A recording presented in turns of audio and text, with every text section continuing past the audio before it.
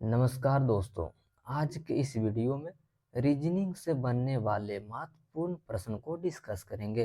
अगर जो आप किसी भी एग्जाम की तैयारी कर रहे हैं, आपके सभी एग्जाम की दृष्टि से बहुत ही महत्वपूर्ण है। आज के इस वीडियो में पार्ट नंबर 10 को डिस्कस करेंगे। अगर जो आपने इससे पहले का वीडियो नहीं देखे तो आप चैनल के प्लेलिस्ट में जाकर जरूर देख लीजिएगा। आज का पहला प्रश्न जो है, यह आपका कैलेंडर से प्रश्न है। यदि परसों शुक्रवार था तो परसों के 2 दिन बाद कौन सा दिन आएगा? परसों यानी कि आप मान लीजिए, इसे आज मान लीजिए तो ये हो जाएगा कल, ये हो जाएगा परसों। और ये परसों जो कह रहा है यह आपका यानी कि शुक्रवार बोल रहा है, परसों शुक्रवार। उसके बाद बोल रहा है शुक्रवार था तो परसों के यानी कि ये आज हो गया, परसों ये कल, फिर हो जाएगा परसों के 2 दिन के बाद यानी कि 2 दिन के बाद, और परसों हो जाएगा ये। उसके बाद 2 दिन के बाद तो कौन सा दिन हो जाएगा? ये आपका हो गया शुक्रवार। तो ये हो जाएगा शनिवार, ये हो जाएगा रविवार, ये हो जाएगा सोमवार, ये हो जाएगा मंगलवार, ये हो जाएगा बुधवार, ये हो जाएगा आपका गुरुवार। यानी कि आपका सही जवाब जो हो जाएगा यानी कि आपका क्या हो जाएगा? गुरुवार। यानी कि ऑप्शन नंबर डी जो हो जाएगा आपका सही जवाब हो जाएगा। या फिर तो आप इसे एक तरीका से और बना सकते हैं कि मान लीजिए कि इसे आप आज मान लीजिए और ये कह रहा है परसों, परसों कह रहा है तो 2 दिन मान लीजिए पहले, ठीक है, 2 दिन पहले। उसके बाद कह रहा है तो परसों यानी कि फिर कह रहा है परसों, 2 दिन फिर मान लीजिए। उसके बाद कह रहा है आपका के 2 दिन बाद, उसके बाद आप 2 दिन फिर आप मान लीजिए तो आपका हो गया टोटल यानी 6 दिन।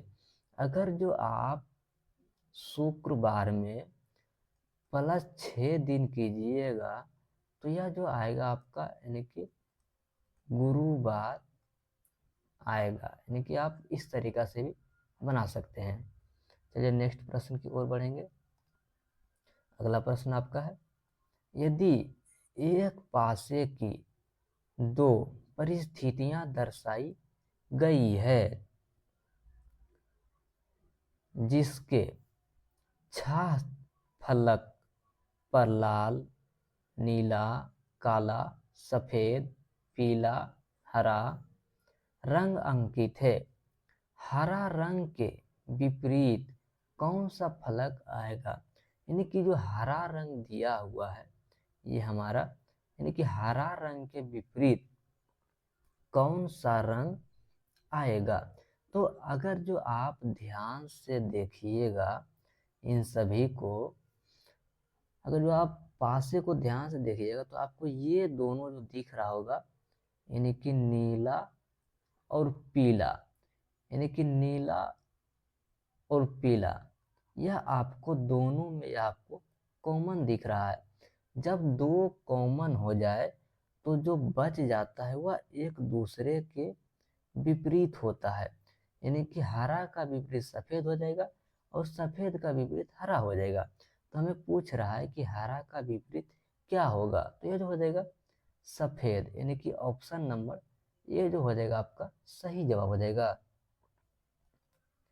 अगला प्रश्न देखेंगे, नीचे श्रृंखला में ऐसे कितने सात हैं जिसके ठीक बाद में 5 है और जिसके ठीक पहले 6? यानी कि कह रहा है कि ऐसे कितने सात हैं, यानी कि ऐसे कितने सात हैं जिसके ठीक बाद 5 है, यानी कि इसके ठीक बाद में 5 है। उसके बाद कह रहा है और जिसके ठीक पहले 6 है, यानी कि 7 के ठीक पहले माने कि 6 है। यानी कि कितने सात हैं जिसके पहले 6 हैं और बाद में 5 हैं? तो आपको बताना है कितने हैं। सबसे पहले आपको 7 को देखना है, यहाँ 7 है लेकिन 7 के पहले यहाँ 6 नहीं है तो यह 7 नहीं होगा। उसके बाद एक 7 यहाँ है तो 7 के पहले यहाँ क्या है? 8 है तो ये भी नहीं होगा। उसके बाद यहाँ देखिएगा 7 दिया हुआ है।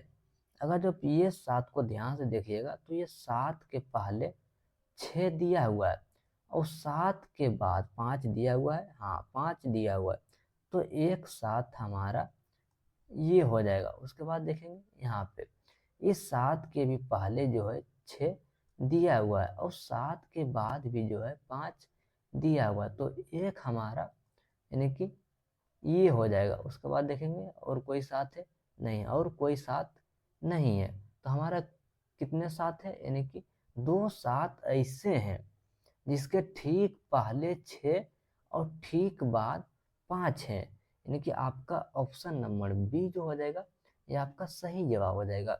अगर जो आप चैनल पर नए हैं तो चैनल को सब्सक्राइब करके चैनल से जुड़ जाइएगा। नेक्स्ट प्रश्न देखेंगे। नीचे यानी कि किसी कूट भाषा में अक्षरों को संख्या देकर किसी रूप में कोड किया गया है, यानी किसी रूप में कोड किया गया है। मान लीजिए कि ये ABCD का जो है ये आपका अक्षर को जो है या संख्या दिया हुआ है, यानी कि आप तो जानते होंगे कि A जो आता है 1 नंबर पर आता है और B जो आता है या दूसरे नंबर पर आता है और C जो आता है 3 नंबर पर और D 4 नंबर पर और E 5 पर और F 6 नंबर पर और G जो आता है 7 नंबर पर। तो प्रश्न जो कह रहा है निम्न में से कौन सी संख्या FEDCG का कोडिंग होगा, यानी इनमें से कौन सा कोडिंग होगा। तो आपको प्रश्न में ही देखना है एफ कितने नंबर पर आता है, तो यह 6 नंबर पर आता है और ई कितने नंबर पर आता है, ई जो आता है ये आपका 5 नंबर पर आता है और डी कितने नंबर पर आता है या 4 नंबर पर और सी कितने पर आता है ये आपका 3 पर आता है। और अगर जो आप जी को देखिएगा तो जी जो आता है आपका 7 नंबर पर, यानी कि 6 5 4 3 7। तो आपका कौन सा विकल्प में दिया हुआ है, तो यह जो दिया हुआ है आपका ऑप्शन नंबर बी में दिया हुआ है, यानी कि ऑप्शन नंबर बी जो हो जाएगा आपका सही जवाब हो जाएगा। अगले प्रश्न की ओर बढ़ेंगे। 5 नंबर, निम्नलिखित श्रृंखला श्रेणी में प्रश्न चिन्ह के स्थान पर अक्षर ज्ञात करें, यानी कि यहाँ पर आपका प्रश्नवाचक चिन्ह है, यानी प्रश्नवाचक के चिन्ह पर कौन सा विकल्प आएगा। तो सबसे पहले आपको विकल्प को ध्यान से देखना है। यहाँ पर के दिया हुआ है और ये 11 है, ये ए है, यहाँ पर पी है, ये 16 है, ये बी है, ये यू है, 21 है और ये सी है। सबसे पहले हम यानी कि अक्षर को देखेंगे, संख्या को। तो 11 से जो है बीच वाला या 16 कर रहा है, तो इसमें कितना प्लस कर रहा है, तो अगर जब 11 में क्या जोड़िएगा कि 16 हो जाएगा, तो कितना होगा, यानी 5 जब जोड़िएगा तो ये 16 हो जाएगा। और जब 16 में जब आप 5 जोड़िएगा तो कितना हो जाएगा 21। तो सबसे पहले इसी को देखेंगे, संख्या को ही करके। अगर जब 21 में +5 करेंगे तो हमारा 26 आएगा, यानी कि बीच में जो आएगा 26 आएगा। तो देखेंगे किसी संख्या में 26 दिया हुआ बीच में 26, हाँ बी में दिया, ऑप्शन नंबर बी में जो है आपका 26 बीच में दिया हुआ। आप चाहें तो सभी को आप मिला सकते हैं, लेकिन हमारा एक ही लेटर से हमारा प्रश्न का जो है जवाब मिल गया है। नेक्स्ट प्रश्न की ओर बढ़ेंगे। अगला प्रश्न है, समीकरण हल करने के लिए चिन्हों का सही समूह बताइए, यानी कि चिन्हों का जो है यानी कि सही समूह कौन सा होगा। तो अगर जो आप मान लीजिए कि यहाँ पर पहला सिंबल में हमारा भाग दिया हुआ है, अगर जो यहाँ पर आप भाग को रखिएगा तो भाग नहीं होगा, भाग नहीं होगा, तो इसको हम नहीं रखेंगे। तो देखेंगे इसको रखेंगे, डी वाले सिंबल को रखेंगे यहाँ पर भाग का निशान, यानी यहाँ पर भाग का निशान दिया। तो अगर जब 8 को 16 से भाग कीजिएगा तो यहाँ पर 2 बचेगा और जब 2 को उसके बाद गुना का सिंबल है, जब आप 8 गुने 2 कीजिएगा तो यह यानी कि 24 गुने जब 2 कीजिएगा तो 24 दूने आपका कितना हो जाएगा 48 हो जाएगा। लेकिन यहाँ पर क्या दिया हुआ 32 दिया हुआ है, तो इस तरीके से नहीं होगा, ये दो विकल्प आपका नहीं होगा। अगला देखेंगे, इसको देखेंगे ऑप्शन नंबर ए को। अगर जो हम यहाँ पर प्लस रखते हैं और यहाँ पर माइनस, तो सबसे पहले क्या करना होता है, सबसे पहले प्लस करना होता है। तो अगर जो आप 24 और 16 को जब आप आपस में जोड़िएगा तो यह कितना हो जाएगा, यानी कि आपका 40 हो जाएगा। अगर जो आप 40 में से 8 को माइनस कीजिएगा, 40 में से 8 माइनस, तो कितना बचेगा, यानी 32 बचेगा। तो यहाँ पर जो है 32 आपका दिया हुआ है, तो आपका ऑप्शन नंबर ए जो हो जाएगा ये आपका सही जवाब हो जाएगा। नेक्स्ट प्रश्न देखेंगे 7 नंबर। नीचे दी गई आकृति में त्रिभुज की संख्या ज्ञात कीजिए, यानी कि यहाँ पर जो है त्रिभुज की संख्या ज्ञात करना है। तो आपको सबसे पहले आपको देखना है कि जो भी त्रिभुज, यानी कि जो भी त्रिभुज आपका इस तरह से बनेगा, यानी कि जो भी त्रिभुज आपका इस तरह से बनेगा, तो इसमें जो टोटल त्रिभुज की संख्या जो आता है, इसमें टोटल कितना आता है, इसमें टोटल एक ये हो जाता है, एक ये हो जाता है, और एक जो होता है आपका ये पूरा वाला होता है, यानी कि टोटल इसमें 3 त्रिभुज आता है। तो हम देखेंगे सबसे पहले इस तरह का कितने हैं। तो एक आपका यहाँ पर दिया हुआ तो इसमें 3 हो जाएगा, एक आपका यहाँ पर दिया तो इसमें भी हो जाएगा 3 को, एक आपका यहाँ दिया हुआ है इसमें भी 3, आपको यहाँ दिया हुआ है यहाँ भी 3 हो जाएगा, और आपका बीच में भी दिया हुआ है तो इसमें भी आपका 3 3 को हो जाएगा। तो आपका कितना त्रिभुज हो गया, 3 3 छो 3 3 9 3 चौक 12 3 5 15 3 6 18, यानी कि टोटल जो है आपका 18 त्रिभुज हो गया है। उसके बाद कॉर्नर वाले को ध्यान से जब आप देखिएगा तो एक त्रिभुज जो है आपका यहाँ से बन रहा होगा, इस कॉर्नर से देखिएगा तो एक त्रिभुज आपका यहाँ बनेगा और एक त्रिभुज आपका इस कॉर्नर पर बनेगा, यानी कि आपका चारों कॉर्नर पर जो है आपका एक एक त्रिभुज बनेगा। एक त्रिभुज यहाँ भी बनेगा आपका, एक त्रिभुज यहाँ भी बनेगा, यानी टोटल 4 त्रिभुज और बनेगा।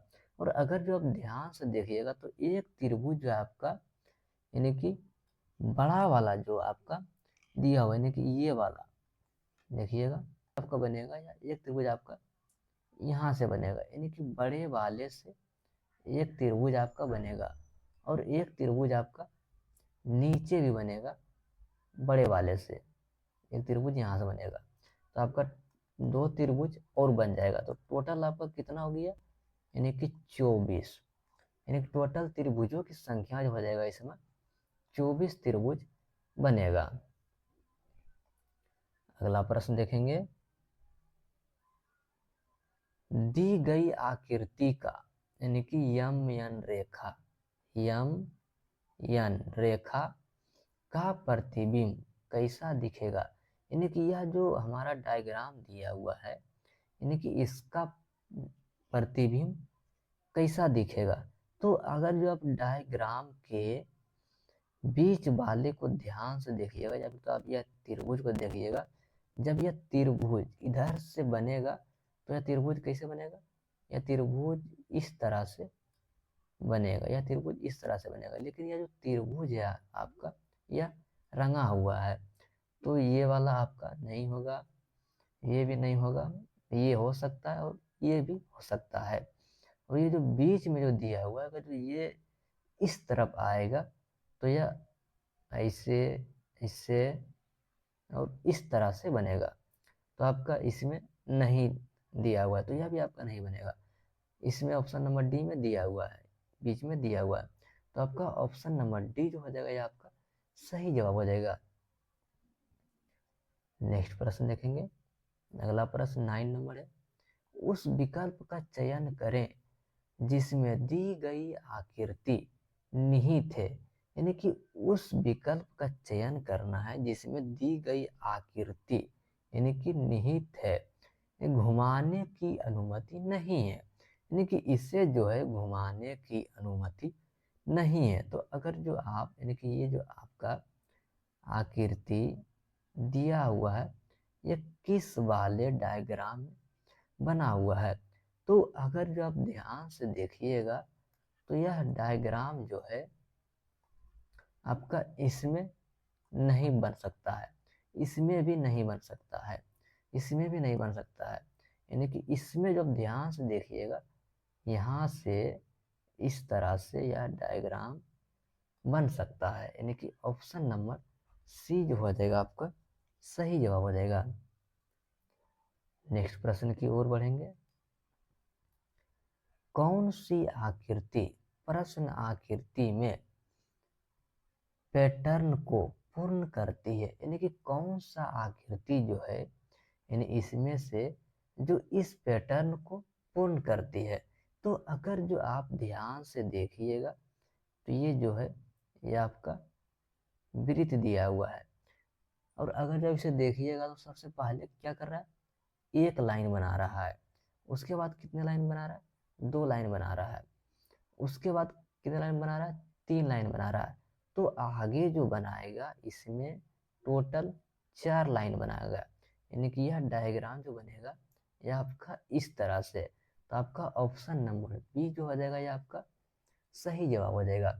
आज आपने 10 प्रश्न में से टोटल कितने प्रश्न का जवाब सही दिए हैं, आप कमेंट सेक्शन में जरूर बताइएगा। मिलते हैं नेक्स्ट वीडियो में।